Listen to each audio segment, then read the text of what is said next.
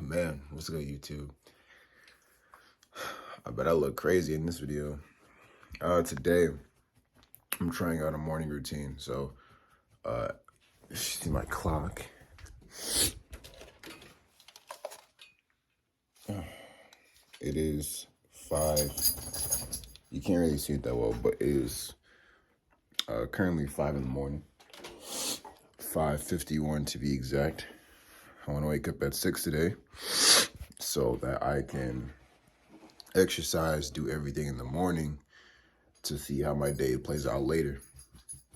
So basically what my morning routine or this Hamza morning routine consists of is exercise, meditation, which instead of meditation, what I'm going to do, I'm just going to pray personally. That's what I want to do.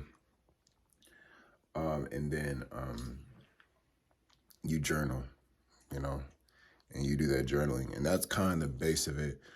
I'm going to do that. And I'm going to let y'all know how I feel about it later. So I'll catch y'all in the next clip.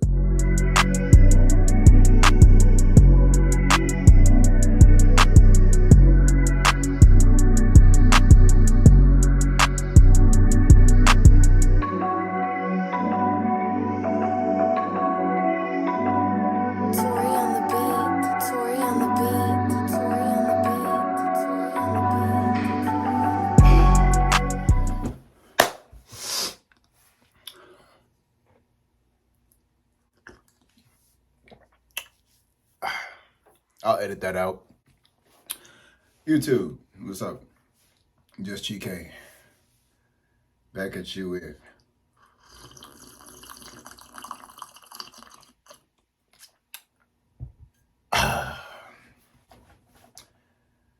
another video.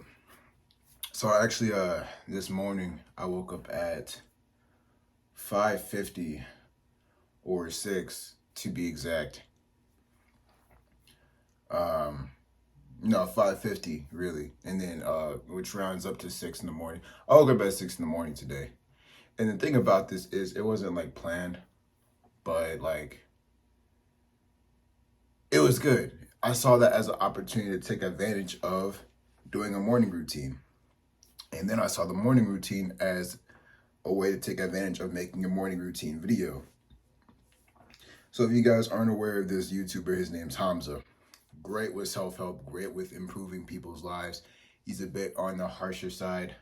Well, I'm pretty sure all male improvement, self-improvement YouTubers are on the harsh side. We'll just give it to you blunt. Typically with like men getting advice from other men, men don't beat around the bush. Of course, neither will I. But as I myself am improving, of course, I'm going to do self-help practices. So anyway, guys, I woke up at 6. And I did a morning routine. And what Hamza has, he has this morning routine where it's you wake up, you wake up and you meditate, or which I did, I prayed, but you meditate, you journal, and you exercise. And that's basically it. At 6 in the morning, you do those 3 things, and then you have time to like basically do your goals. And I just want to talk about my experience and how it was for me, and how I feel now. And I'm just gonna say, personally, it was a fail. It was a fail. It was terrible.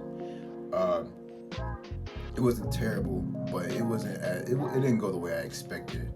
But not because there's anything wrong with the routine. There is something wrong with my execution. But anyway, first when I woke up, what I decided to do was actually clean my room. So I cleaned my room at 6 in the morning. I vacuumed, I took out some trash, I did my laundry. I had a lot of stuff to do basically because my room was a mess when I went to sleep. And of course, cleaning up your room is really important, but sometimes, we all forget. That's why people like Jordan B. Peterson, Hamza, and other people, they stress in the, self-help community, hey, clean your room. Why? It's because it helps you put your life in order. It helps you put your thoughts in order. Right now, as you can see, my room's a little dirty. Like I got something on the bed. I got a protein shake right there, but that's because I was doing work. But cleaning up your room is super important. And my room was dirty and I couldn't focus. Now, is that a part of Hamza's routine? No, it's not. but it's something that I did because it was really bugging me. And I think the routine that Hamza posted, it didn't include clean up your room, because when you had that routine, when he created it, I guess he assumed that your room would be clean anyway, you know? And I respect that, because you shouldn't go to sleep with a dirty room. Normally I can't, but yesterday I was just too tired to even do anything. So I woke up, I cleaned up my room, and basically after that, what I did a quick workout. So that workout at home consisted of just a couple pull-ups. I did like 10, 15 pull-ups, a couple sets, and then I did some push-ups off the ground, right? I did like 20 push-ups, 20 push-ups in 2 sets, I think. And the reason why you want to do that too, I think the reason why he put that in his workout routine is because it gets the blood flowing, right? It gets the blood flowing. It kind of wakes you up. And, to talk more about waking up at 6, normally my sleep schedule is kind of bad. So normally what I'll do, if I don't have to wake up early, my body will wake up early anyway, but I'll force myself back to sleep, even if I didn't go to bed at a reasonable time. So I'll force myself back to sleep. And that's normally what most people do. You may catch yourself, you'll go to sleep and then you'll wake up and then you're just like, why am I up this early? I still have an hour, and you'll go back to sleep. What he preaches and what he tells us to do is, hey, when you wake up, get up. Don't go back to sleep. Just get up and get into your life, get into whatever it is you gotta do. And the reason why I think this is extremely helpful and wise is because I have so much time throughout my day. Now, a couple of factors disrupted that time. In this day specifically, on a normal day, well, right now it's like 3 p.m. On a normal day, everything that I would have to do would have been done by, I think, 1. So that leaves me 4 hours of free time to either brainstorm, tackle extra goals, or to sit and chill. Personally, I'd rather just tackle extra goals, but it gives me so much leeway and so much time and free time to essentially do whatever I want and actually enjoy my day. And that's why I like this morning routine, because it leaves so much room in the morning. Anyway, so I did my workout after cleaning my room, and then what I did is that I prayed. So I prayed, or you could do something called mindful meditation. And what I did here is basically what mindful meditation is it helps you stay in the present. So in your daily life, what you do is, you constantly have thoughts running through your mind. So you're distracted and you're not focused at the task at hand. For example, Generation Z.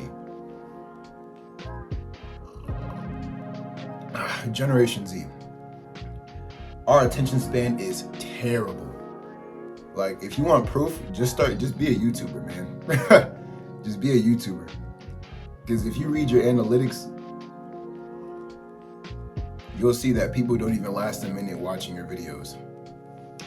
And if you watch Hamza, he'll tell you that too. If you watch him, I watch all the videos all the way through, even Steph's videos. I watch all the videos all the way through, if I'm working or driving or whatever. So it's like a podcast for me.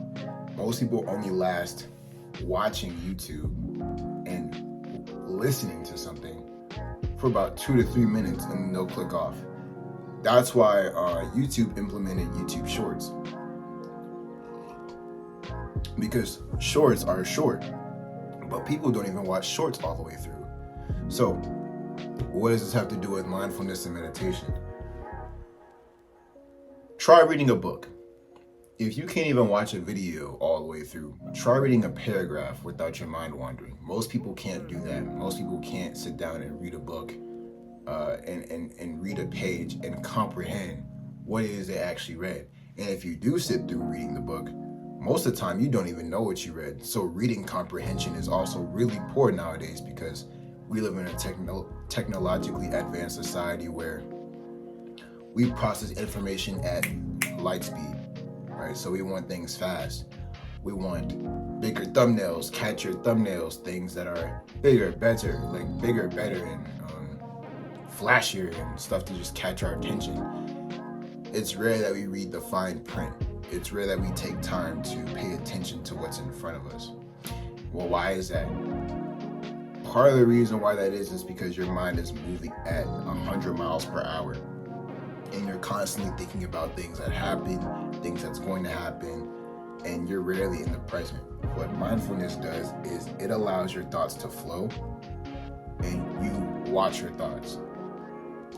And it teaches you to basically ignore all the background noise that's in your head so that you can focus at what's at hand. And I really encourage this for people. What I do personally, I pray, or I'll just sit quietly and just listen to my thoughts and just let them pass. What y'all can do, y'all can meditate. There's an app called Medito. It's really dope. I use it. It's great. And I don't know how many hours I have in it, but I have quite a bit of hours. Maybe I'll post it. Maybe I'll edit it in the video when I edit my video. But that was my routine. And then I followed that up with a gratitude journal. Now, gratitude journaling is the most boring but most effective part of the morning routine that he had provided, because gratitude is super important. Oftentimes I find myself sidetracked or getting depressed because I am envious and covet things that I do not have, nor did I work for or deserve yet. For example, let's say, and this isn't me, I have other things, but let's say you're driving and you see a guy with a nice car. You may covet that, you may desire that, and it can ruin your day, and you could be like, man, I ain't nothing. You may think that, man, I'm lower than this person, or I'm less than this person. Some people don't understand that, a feeling of inferiority can come from a place of greed. And I'm not saying you should be content with riding a bike at the age of 40. I'm not saying that. Or I'm not saying you should be content with living in a basement at the age of 35.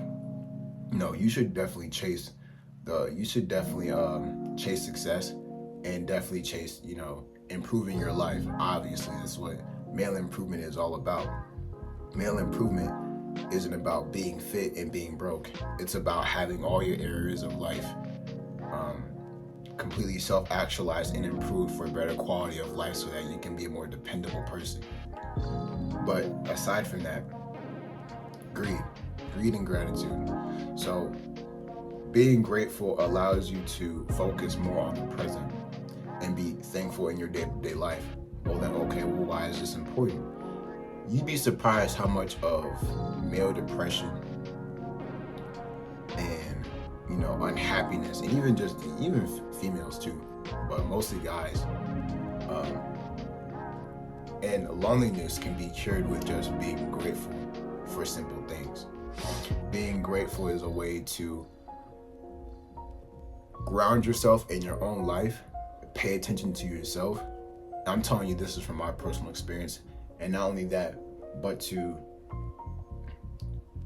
have more energy to tackle what you want in life. If you're working from a negative standpoint and you're working a job, and in your mind you're thinking, I'm working hard because I want this. That's good. That's fine. You're working hard because you have a goal. But if it's because that goal you feel like trash without it, you feel like you're not a man without it, you feel worthless without it, that's terrible. You want to always have a mindset of abundance as a man. Naturally, as guys, we are lonely creatures because our value is basically dependent upon how hard we work. And people necessarily don't feel sorry for us. That's fine, I'm not complaining. But as a side effect, that leaves room for not only loneliness, but it also leaves room for feeling inadequate, especially in a society where we're told the lie of people will love you just because of who you are and da da da da da. I feel like that truth only applies to your mom and really your best friends. But in terms of gaining respect from people, you're only about worth as much as the work you put in. With gratitude, however, gratitude enables you to ground yourself in your life, like I said earlier, and it puts you in a mindset of abundance, even if you don't have anything. It gives you positive reinforcement for you to tackle the goals you want. And that's something that I've just noticed in my day-to-day life. I'll be working my job. Y'all know my job, I work at a restaurant. Soon I'll be working in HVAC, but right now I don't have a whole lot of bread. So I have reasons to feel ungrateful or inadequate as a man. But do I? No, because I'm grateful for what I have. And I feel like if you can start off the morning like that and finish the rest of your day feeling satisfied of the work from your hands and feeling grateful for what little you have, the Most High is just going to bless you with more. And that routine, it was really good because what I did was I just wrote down things that I was grateful for. I wrote down stuff that, I loved and appreciated. And by actually taking the time to write these things down, that stuff actually becomes mentally ingrained in you, and you firmly believe it. Like, I'm actually thankful for that door. I'm thankful for this bed. I'm thankful for this laptop and this phone. I'm thankful for the TV that's behind this phone. I'm thankful for this cup that I'm sipping tea out of. I'm sipping tea in your hood. But aside from that, because of this morning routine, I was able to get work done early in the morning. And it gives you a sense of you can actually experience your day. When you get everything done in the morning and you can have a day to yourself, you feel like you can actually live life now. People live their life day to day by working 9 to 5, and if you do, that's fine, Working 9 to 5, meaning they're waking up at 8:30, and they have a job, and then after 5, they're already tired. They may make dinner for the kids, and they go to sleep, and they rinse repeat 5 days a week. At what point in time are you actually experiencing anything for yourself? For me, it's like, I wake up, I go to class at 3, and then at 3, I come home, I have time to do my homework, and then 5 till midnight, I'm like working. And I'll squeeze room in for YouTube maybe. No excuses, right? So at what time do I have time for myself? YouTube, I treat it as a hobby. So let's say this. I leave more room in the morning to do everything that I have to do, and I can have time later to do things I like to do, to have hobbies. It leaves room open for hobbies and for you to explore yourself and do the things that you actually want to do as a person, as an individual, not the liabilities you have to do. That's a perfect way to phrase it. It leaves more room for you to do things other than what you're liable of doing. When you live life taking care of liabilities, you're not earning anything. You're not gaining anything from life. You're not experiencing life. You're just existing. You don't experience life. You just exist in life. But when you have room to actually do the things that you appreciate, love, and enjoy, you can experience it and you can discover more of who you are as a person. So anyway, guys, that was basically the video. I just want to share that morning routine. I say my experience, if I were to execute that morning routine perfectly, I give that morning routine on a scale of 1 to 10. How I performed it, I give it like an 8 out of 10. I think that was a great routine. Now, obviously, why should I give it a rating? Because, the routine is only effective. You'll see noticeable changes after 2 weeks. I've only just done it. So, and I didn't even execute it perfectly. But me just doing little things in my day, me just implementing even those small steps in my day, even though I hit it with 60, 70% accuracy, I noticed I had noticeable changes in, how I perceived my day and what I've done. Like I had all day to just do extra work and do YouTube and record, and make content, and it was just great. And I encourage other people to have a morning routine. Now, is it easy? No. No one likes to wake up at 6 in the morning. I sure don't. But this was something that was an opportunity given to me by my wacky sleep schedule, and I took it. Now, I will say the reason it was a fail was because I didn't get a lot of sleep the night before. So after I was done doing all those things, I went back to bed and I woke up and I felt like trash. But anyway, guys, I really hope y'all appreciated this video. Leave comments, like, subscribe, and I really hope that y'all doing well. I'll holler back at your boy, man. Take care.